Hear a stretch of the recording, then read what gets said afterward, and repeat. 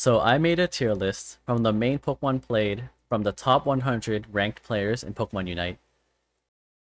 I also want to say, don't read into tier lists too much. I think first and foremost, you should play what you enjoy.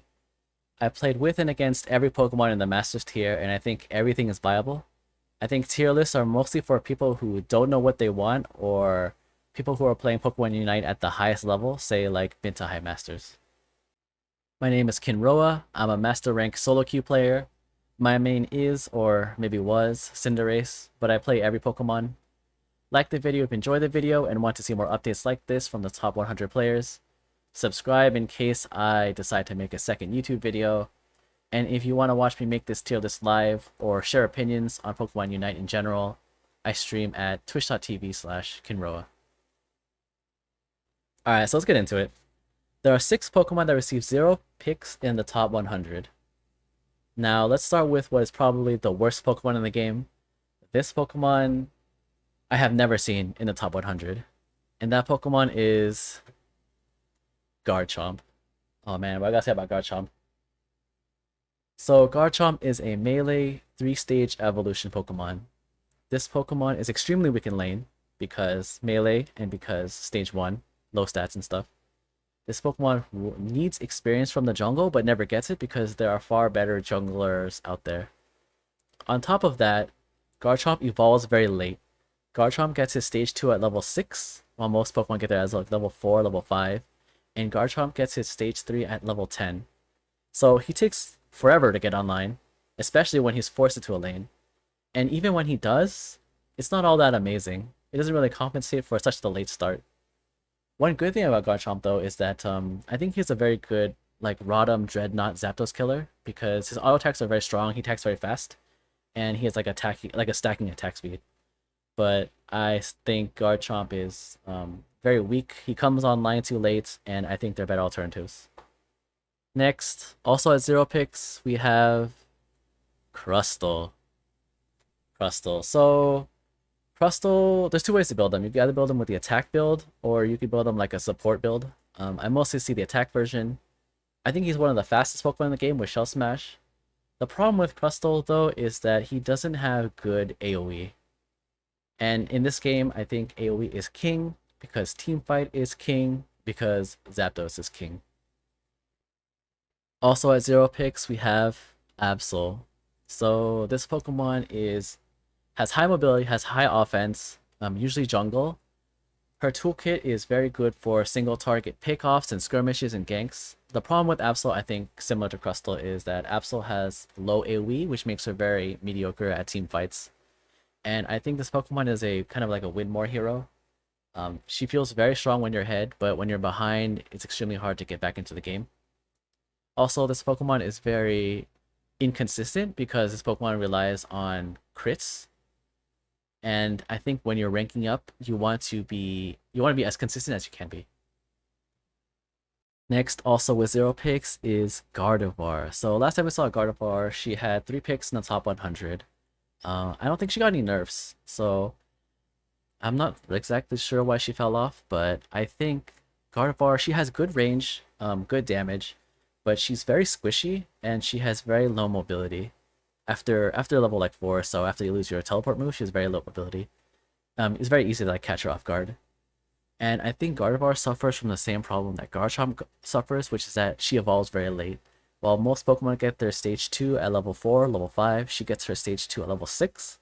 And while most Pokemon get their stage 3 at like level 7 to 9, she gets her stage 3 at level 10. And it's just... And when she comes online, she's just not all that amazing. It's not worth delaying her evolution. Next is a Pokemon that received some buffs, but apparently there weren't enough. With 0 picks, we have Charizard. So this Pokemon... Yeah, this Pokemon got buffs, but I guess it just wasn't enough. One cool thing about Charizard is that he can attack while moving. He has like a flamethrower breath while he can move. I think he's all around a good Pokemon, a good solid Pokemon, but the thing about Charizard, I feel like he doesn't do anything special. He's got like okay mobility, okay damage, okay survivability, okay scaling, okay laning, but he doesn't do anything amazing. I feel like he's a true all-arounder. He's like a jack of all trades, but kind of a master of none Pokemon. Finally, with 0 picks, a lot of people are gonna love this. We have Gengar. So Gengar is usually a jungler for the fast experience, and the whole thing with Gengar is you want to evolve to stage 3 Gengar, and then when a team fight breaks out, you throw Sludge Bomb and you spam Hex until the enemy team dies. With the recent nerfs, it looks like Gengar is just not the same Pokemon. Also at higher tier, it's a lot easier to play around Gengar when you know his Sludge Bomb is coming. But I guess he's fallen off, which I know a lot of people will be happy about. Next, we have the C tier Pokemon. These Pokemon have been picked at least once in the top 100. So first, we'll start with Machamp. Machamp is very manly. He's got great mobility. I think Machamp is weak in lane because he's melee and he's a 3-stage Pokemon, a 3-stage evolution Pokemon. I think Machamp has mediocre AoE. I think Machamp's problem is that he gets online a little late. While some Pokemon get their stage 3 at level 7, say like Cinderace and Greninja, Machamp gets his stage 3 at level 9. I think Machamp is similar to Absol in that he's kind of a win more Pokemon. When you're ahead, you feel very strong, you run in there, you isolate an enemy Pokemon, and you kill him. But when you're playing from behind, it's miserable, you run in there, you just die instantly. Next, we have a Pokemon who I think this is the first time I've seen in the top 100. It's Talonflame with 1 pick. So Talonflame, historically, Talonflame has had really good mobility, but was very high commitment, extremely squishy. You would kind of dive in there, and then you'd get instantly blown up. The problem with Talonflame in the past was that Talonflame had very mediocre damage, but recently just received a massive damage buff, something like plus 50% damage to some of her moves. I think Talonflame, to play it optimally, needs the jungle because Talonflame is once again, like a melee 3-stage evolution Pokemon. But I think right now in the meta, there are just better junglers. Also at 1 pick, we have Slowbro. So Slowbro is a tanky Pokemon, but I don't think he's the tankiest. I don't even think he's top 2 tankiest. I think you have better tanking choices. He's got the best single target CC in the game. The problem with his single target CC though is that when you're using it, you also CC yourself. So I feel like they should buff that. Like maybe you should be able to move while you're using telekinesis or using your Unite move. I think this Pokemon is not the best Pokemon to solo queue with, but I think it's much more viable in coordinated team play. And I think Slowbro has like mediocre AoE. Finally, the last Pokemon in the C tier with 1 pick, a Pokemon a lot of people hate, a lot of people think it's overrated, is Zeraora. So Zeraora is typically put in the jungle. Zeraora has good mobility, has good AoE, has a solid Unite move. I think the problem with Zeraora is that he comes online a little late. Now hear me out. It's because he gets his move upgrades very late. While oftentimes Pokemon get their move upgrades level like 4 or 5. He doesn't get his first move upgrade until level 6. And he doesn't get his second move upgrade at level 8. And also he doesn't get his Unite move until level 10. And I think in a game like this that's fast paced, every level matters, and delaying your Unite move and your move upgrades can be the difference. Alright, so now B tier. The first Pokemon in B tier with 2 picks, the face of Pokemon itself, is Pikachu. So Pikachu, I think Pikachu is one of the best laners. Pikachu is ranged, and Pikachu does not require an evolution, which makes him extremely strong in the laning and like early game phases of the game. I think Electro Web is extremely powerful. I think when comboed with AoE like Cramorant is deadly. The problem with Pikachu though is that Pikachu falls off really hard, really fast. I think when mid game starts to come around, and especially in late game, Pikachu's damage is not there. Pikachu doesn't bring the utility. I think there are just much better options in the late game when it matters most because Zapdos. Our second Pokemon in the B tier is, with 3 picks, Mr. Mime. So Mr. Mime is melee in the laning phase, but like ranged later. Mr. Mime has fantastic burst potential, but I think the problem with Mr. Mime is he's very cooldown dependent. If he doesn't have his confusion up, he's pretty much like pseudo useless. He just runs around and waits until it's back up. I think people are underestimating Mr. Mime's barrier though. He has 2 barriers, which is extremely powerful. Like if a team fight breaks out, he can use 2 barriers to cut the team in half, or he could use barriers at very key choke points to stop the team from coming to, say, contest Zapdos. Also, I think Mr. Mime has a fantastic Unite move. It's AoE, it gives him movement speed, it stuns or silences, and I think it even makes him invulnerable. I'm not sure. But yeah, I think he's got one of the best Unite moves in the game. Next in the B tier list with 5 picks, we have Cramorant. So Cramorant, similar to Pikachu, is a ranged Pokemon who doesn't evolve. He makes him a great laner. He's got fantastic AoE, fantastic zoning skills on extremely low cooldown. Unlike Pikachu though, I think Cramorant just scales a lot better in the mid and late game.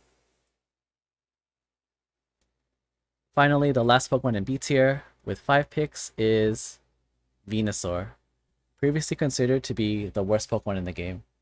So Venusaur, I think there's 2 ways to build her. I think you can either go Petal Dance or Kick a Train tank build, or you could go for the more common sniper build with Sludge Bomb and Solar Beam. I think Venusaur's problem was she just was lacking damage.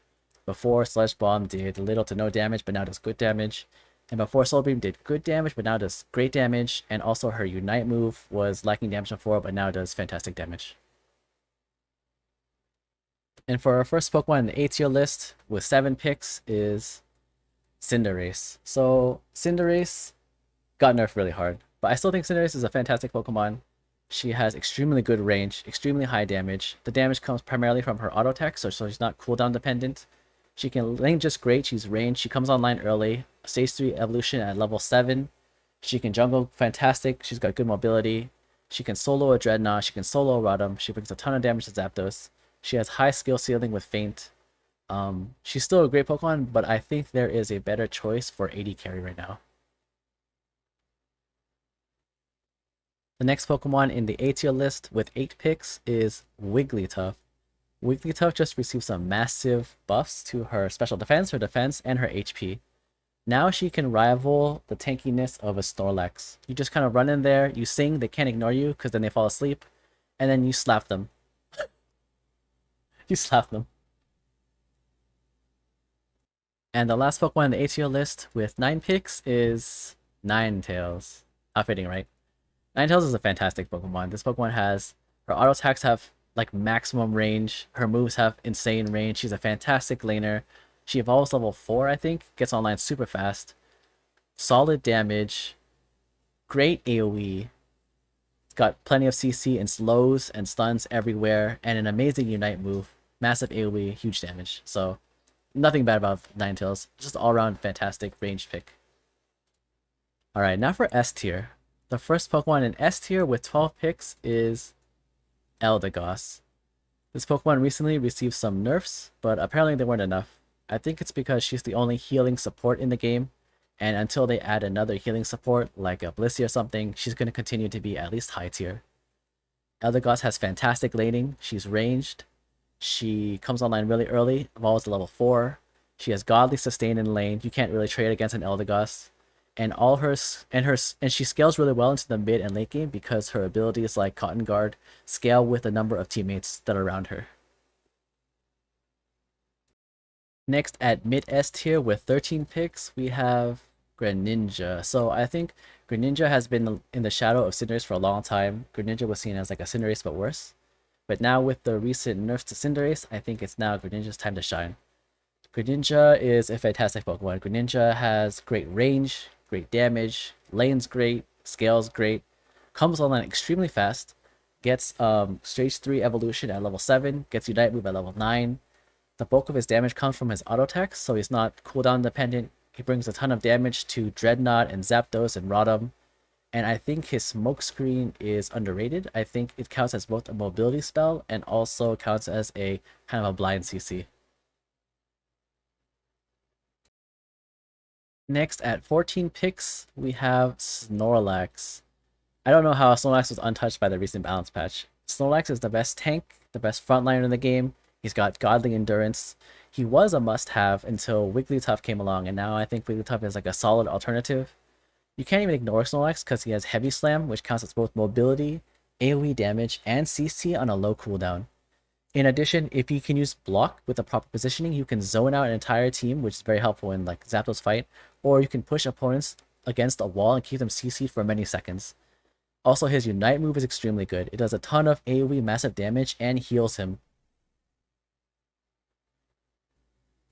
Finally, at the top of S tier with 18 picks, we have Lucario. So I heard this Pokemon was bugged. I heard that some of his moves were doing way more damage than they're supposed to be doing. I'm not sure if that was the case. I'm not sure if they fixed it or what, but I think he's still doing fantastic damage. This Pokemon is a solid laner. He's got great mobility with Bone Rush and Power Up Punch. He brings a ton of good damage to Dreadnought, to Zapdos. He's got extremely good burst, and you could even snipe Zapdos with your Unite move if you're good enough. And that's it, that's the tier list. As a Master Solo Queue player, I feel like this list is pretty accurate. Maybe there are a couple Pokemon who I feel like deserve to be one tier higher or one tier lower, but for the most part, nothing major. If you made it this far, one quick pro tip: use Buddy Barrier. It's actually OP.